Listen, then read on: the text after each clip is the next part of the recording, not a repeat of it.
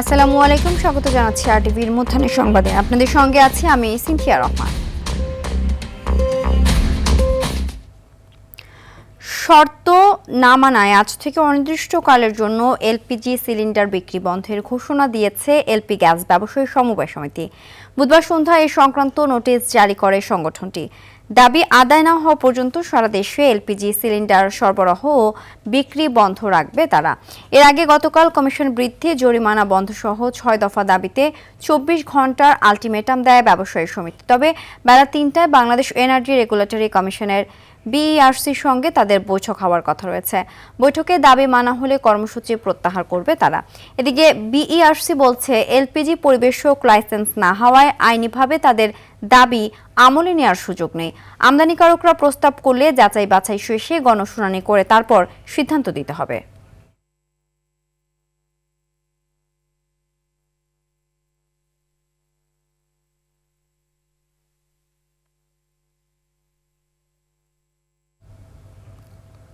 এ বিষয়ে আরো জানাতে রাজধানীর তেজগাঁও এলাকা থেকে যুক্ত হচ্ছেন মোহাম্মদ সায়েম।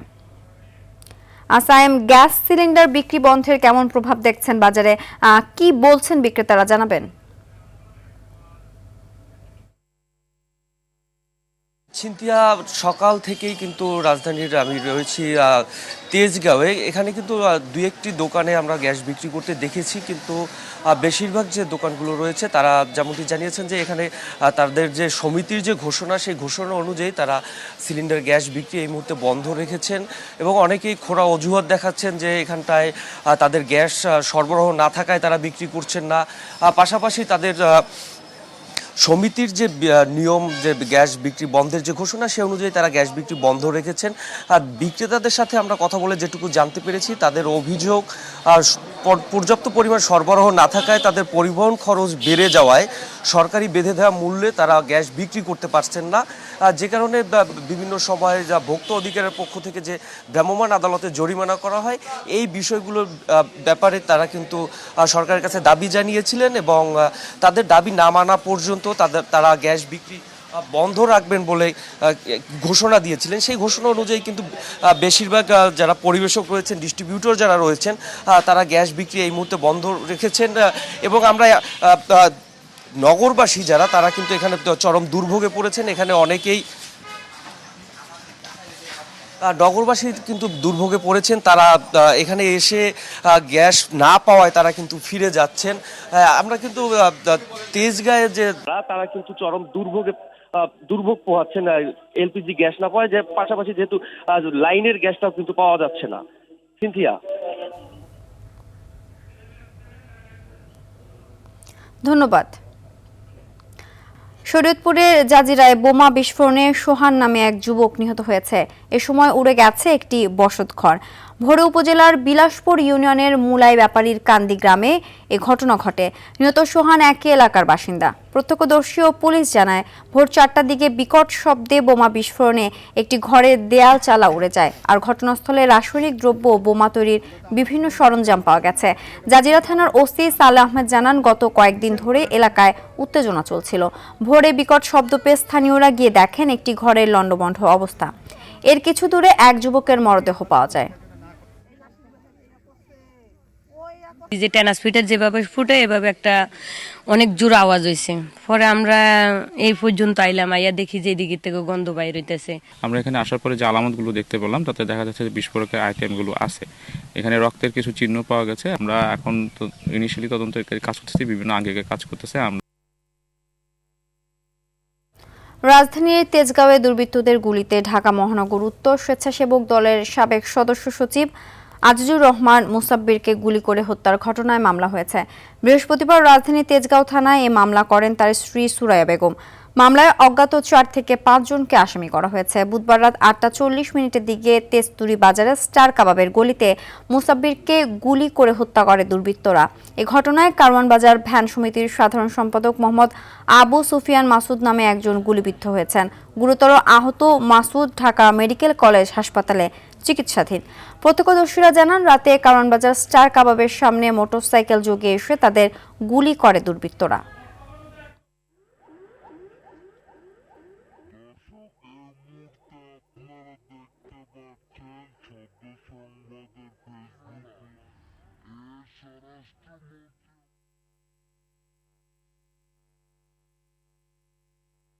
দেখি নাই, কিন্তু আমরা ওখানে বসে আছি, খালি শব্দ পাচ্ছি, এইটুকুই জানি, আর কিছু দেখি নেই। পোলা পাইনি কি গোলাগুলি করতে আছে, ওলা কি ইয়া করতে আছে।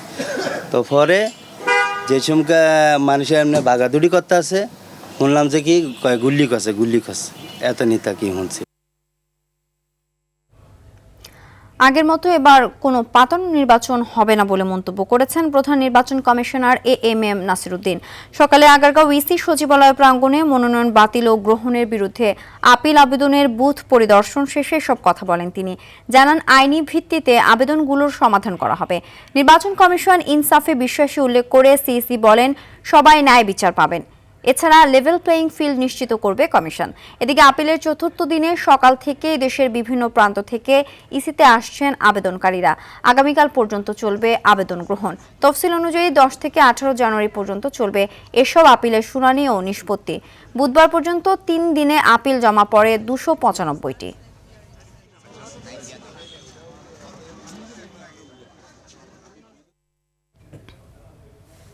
প্রথমবারের মতো অনুষ্ঠিত জগন্নাথ বিশ্ববিদ্যালয় কেন্দ্রীয় শিক্ষার্থী সংসদ যোগসু নির্বাচনে ভিপি, জিএস ও এজিএস সহ 21টি পদের 16টিতেই জয় পেয়েছে অদম্য জবিয়ান ঐক্য প্যানেলের সদস্যরা। ভিপি পদে একেএম রাকিবের চেয়ে 870 ভোট বেশি পেয়ে জয়ী হয়েছেন রিয়াজুল ইসলাম। তিনি পেয়েছেন 5558 ভোট। একেএম রাকিব পেয়েছেন 4688 ভোট। জিএস ও এজিএস পদে বড় ব্যবধানে নির্বাচিত হয়েছেন আব্দুল আলিম আরিফ ও মাসুদ রানা। 11টি সম্পাদকীয় পদের 8টিতে এবং 7টি সদস্য পদের 5টিতে জয় পায় অদম্য জবিয়ান ঐক্য। নির্বাচিত হওয়ার পর বিদ্যালয়ের ঐক্য ধরে রেখে সবাইকে নিয়ে কাজ করার প্রত্যয় ব্যক্ত করেন সদ্য নির্বাচিত যোগসু ভিপি।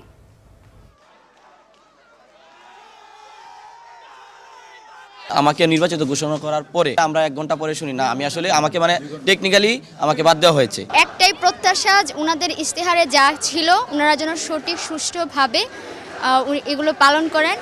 আমরা নির্বাচিত হয়েছি, সুতরাং আমরা ভিন্ন কিছু হয়ে যাইনি। আমরা যে সকল শিক্ষক মহোদয়ের ছাত্র ছিলাম, আমরা তাদের ছাত্র হিসেবে থাকতে চাই। আমরা যেই পরিচয়ে ছিলাম, এই পরিচয়ে একতাবদ্ধ হয়ে আমরা সামনের দিনে পথ চলতে চাই। আন্তর্জাতিক প্রসঙ্গ। উত্তর আটলান্টিক মহাসাগর থেকে রাশিয়ার পতাকাবাহী একটি জ্বালানি তেলবাহী জাহাজ জব্দ করেছে মার্কিন সামরিক বাহিনী। যুক্তরাষ্ট্রের ইউরোপীয় কমান্ড এক বিবৃতিতে স্থানীয় সময় বুধবারে কথা জানায়, জব্দকৃত মেরিনেরা নামের জাহাজটি আগে বেলা 1 নামে পরিচিত ছিল। যুক্তরাষ্ট্রের দাবি, নিষেধাজ্ঞা লঙ্ঘনের দায়ে জাহাজটিকে স্কটল্যান্ডের উত্তরে আন্তর্জাতিক জলসীমা থেকে জব্দ করা হয়েছে। এর আগে জাহাজটিকে ক্যারিবীয় সাগর থেকে দীর্ঘ সময় ধরে অনুসরণ করা হয়। এদিকে এমন ঘটনার পর রাশিয়ার প্রেসিডেন্ট ভ্লাদিমির পুতিনের দলের এক আইন প্রণেতা একে জলদস্যুতা বলে আখ্যা দিয়েছেন। এমন পদক্ষেপ জাতিসংঘ সনদের লঙ্ঘন বলেও উল্লেখ করছে রাশিয়ার পরিবহন মন্ত্রণালয়। ইরান ও হিজবুল্লাহর সঙ্গে সংশ্লিষ্টতার অভিযোগে 2024 সালে ওই জাহাজের উপর নিষেধাজ্ঞা দিয়েছিল ওয়াশিংটন।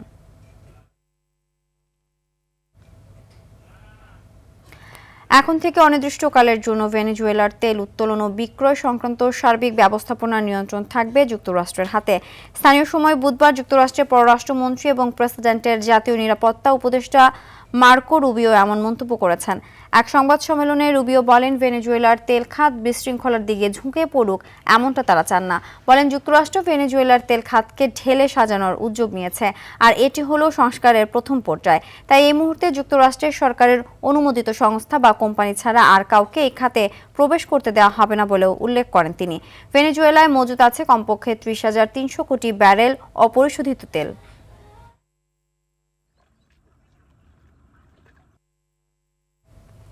যুক্তরাষ্ট্রের মিনেসোটায় ইমিগ্রেশন অ্যান্ড কাস্টমস এনফোর্সমেন্ট আইসির কর্মকর্তা গুলিতে এক নারী নিহত হয়েছেন। তিনি অভিবাসীদের বিরুদ্ধে বড় পরিসরে অভিযান চালানোর প্রতিবাদে বিক্ষোভে অংশ নিয়েছিলেন। স্থানীয় সময় বুধবার মিনেসোটা অঙ্গরাজ্যের মিনিয়াপোলিসের পাশের একটি আবাসিক এলাকায় এ ঘটনা ঘটে। তবে ওই নারী এজেন্টদের লক্ষ্য করে হামলার চেষ্টা করেছিলেন বলে দাবি হোমল্যান্ড সিকিউরিটি বিভাগের। এদিকে মিনিয়াপোলিসের মেয়র জ্যাকব ফ্রে এমন দাবি প্রত্যাখ্যান করেন। আইসিইর এজেন্টরা বেপরোয়াভাবে ওই নারীকে গুলি করেছেন বলে পাল্টা অভিযোগ করেন তিনি।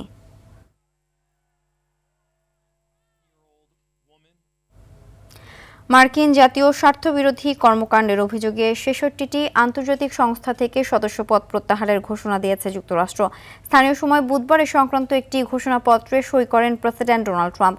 এর মধ্যে ৩১টি জাতিসংঘভুক্ত এবং ৩৫টি অন্যান্য সংস্থা রয়েছে। হোয়াইট হাউসের মতে এসব সংস্থা জলবায়ু নীতি ও বৈশ্বিক শাসনের নামে মার্কিন সার্বভৌমত্ব ও অর্থনীতির ক্ষতি করছে। দ্বিতীয় মেয়াদে ক্ষমতায় আসার পর থেকেই ট্রাম্প ইউনেস্কো, ডব্লিউএইচও এবং প্যারিস জলবায়ু চুক্তির মতো গুরুত্বপূর্ণ সংস্থাগুলো থেকে যুক্তরাষ্ট্রকে সরিয়ে নেয়ার প্রক্রিয়া শুরু করেছেন।